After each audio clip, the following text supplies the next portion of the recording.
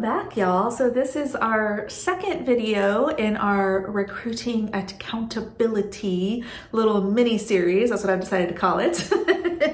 So last week, if you did not see that video, I will link to it up above. We talked about accountability to our candidates and job seekers. And so basically how recruiters are held accountable.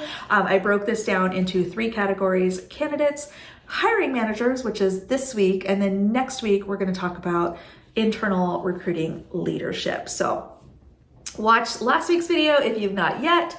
Come back for next week's video after this, and hopefully it'll shed some light on the inner workings of recruiters. Okay, so hiring manager accountability. Let me grab the whiteboard again, because I like to write stuff down when I feel it's really important. Okay, so what does hiring manager accountability look like? One of the things that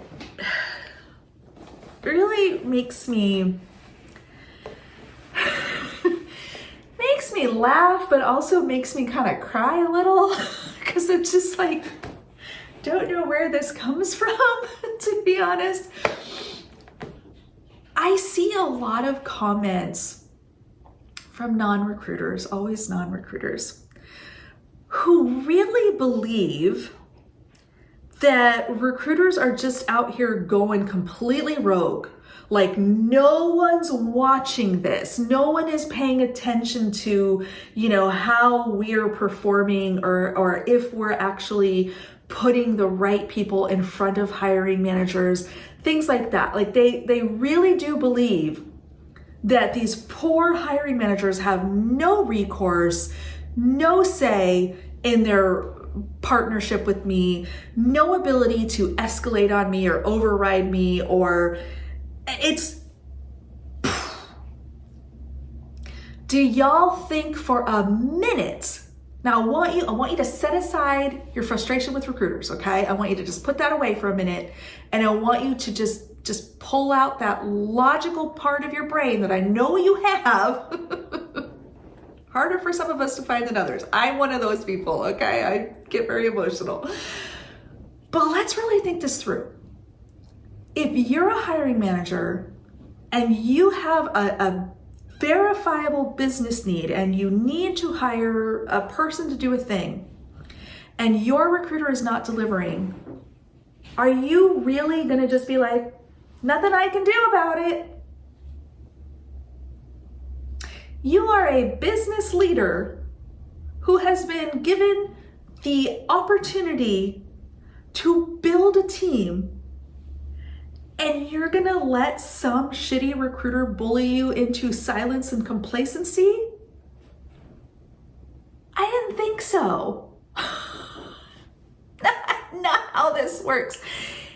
We'll get into this, okay? What are the mechanisms that a hiring manager can use? We'll talk about that, okay? Because might be hiring managers watching who are like, my recruiter sucks, what do? I'm gonna help you, okay? Because maybe that's true, I don't know. So what does it look like? I'll tell you what I do. So for me, this is joint accountability is the key here. And that's kind of why I put this one in the middle, right, of our three videos, because joint accountability is the key.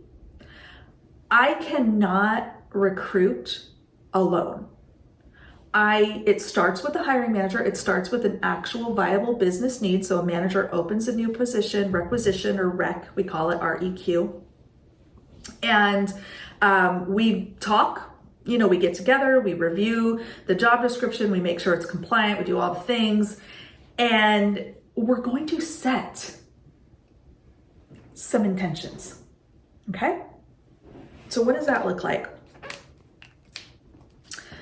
Number one, we are going to have very clear SLAs, so service level agreement. What this means, and I actually developed a matrix for my team, and I categorized open roles. So you have I use like a P0 through P3, so I have 4 different categories, right, that you can choose from. P0, hair on fire, building's gonna cave in if we don't hire this person, like most critical, drop everything to get it done. If you as a hiring manager tell me that you have a top priority requisition, guess what? We're best friends. We're gonna spend a lot of time together. We're gonna be up each other's asses, right?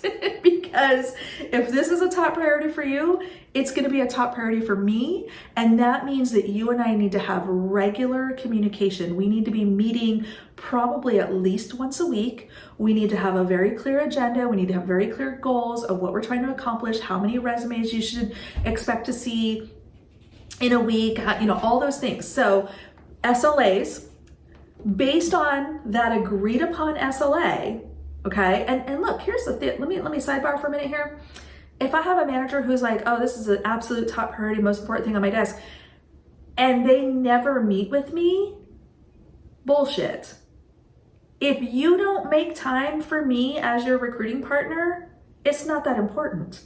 And that's okay. I'm not gonna force anybody into a partnership with me. But if you are saying, yeah, this is super important, there are things both of us need to do, and we're going to agree to that, and we're going to hold each other accountable, joint accountability for making sure that we're getting things done. I am so lucky, y'all. My hiring managers right now, you could not, you could not pull me out of here because they're wonderful. I mean, I almost feel bad making this video because this is not my reality right now. So let me just enjoy it while I can. But so anyway, I have a great partnership. We get it. We have these kinds of conversations all the time. And this is what I want for every recruiter. Okay. So what do those updates look like? So I talked about the SLAs. We're going to have certain accountability, certain things that you're responsible for. One of the things that I am responsible for, or my sourcing team, depending on how we're structured, is responsible for, is a weekly update. We do these over email. And so the way that my team operates is either myself or my sourcing partner will send an update every week right before our meeting. And it's going to have a specific agenda. It's going to have status, and it's going to have an activity breakdown. Okay, so let me tell you what I mean by that. So the agenda is, here's a high level overview where we're at, right? Here's the highlights, here's the lowlights, here's, recent market shifts that maybe have impacted, this or that. Here's the labor market data we've gathered around comp expectations, or maybe hot spots around the country where this talent lives. When we can't get anybody to move to Seattle, can we maybe hire in LA? There's a bunch of people that do this in LA, or whatever, right? So we're gonna kind of have that agenda where we're setting up, this is what we're gonna talk about today. We're also going to have that status of your requisition. So a lot of my hiring managers may have more than one position. We're working on 5 or 6, or maybe I'm meeting with a director or a VP and I'm giving him a breakdown of his entire org. Hey, your entire team's got 40 openings. Here's where we're at with each of them, right? So depending on how often we're meeting, who exactly I'm meeting with, that level of detail may vary, but I am absolutely responsible for providing a very clean and cohesive and concise update of where we are with all of these open roles.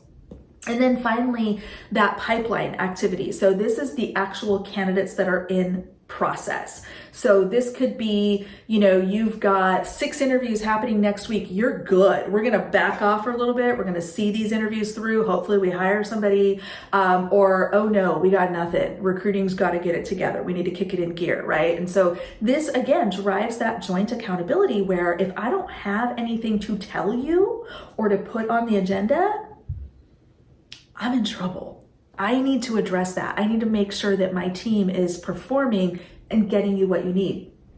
Conversely, and I run into this from time to time, especially with really busy managers, hey, I sent you 10 resumes last week and you haven't looked at them. This is a problem.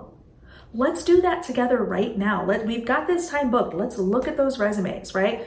Joint accountability, right? So we will do that. We will do that live together, in a room, on a video call or whatever.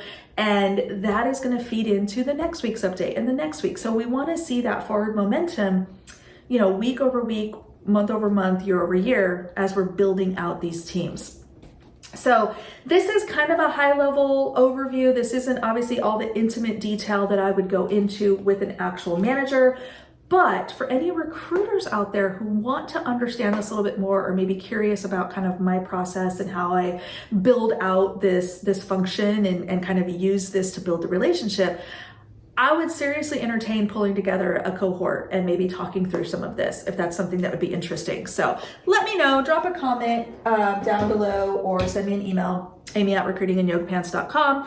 But that is the accountability there, right? So we can talk a lot more about this, but the big idea around this is that hiring managers and recruiters are accountable to each other. If I am not doing my job, if I am failing, if I am dropping the ball, my hiring manager has every right, and I encourage them to go to my boss, go to their boss, escalate that shit, right? Because you do not, squeaky wheel gets the grease, my friends, okay? Think about, am I being a good partner? Am I doing what I need to do? Am I bringing what I need to bring to this partnership? If the answer is yes, and you're not getting what you need in return, escalate. And that, my friends, is what we're going to talk about next week. Accountability to my boss. All right, so we'll touch on this a little bit more. I will share with you next week how I have managed people, what I've held my team responsible for in the past when I have been a manager. I will also talk about what I provide to my manager as well. And so you can kind of see that side of it too. So recruiters have goals, recruiters have expectations, and there are people that we have to answer to. So more to come next week. We will see you there.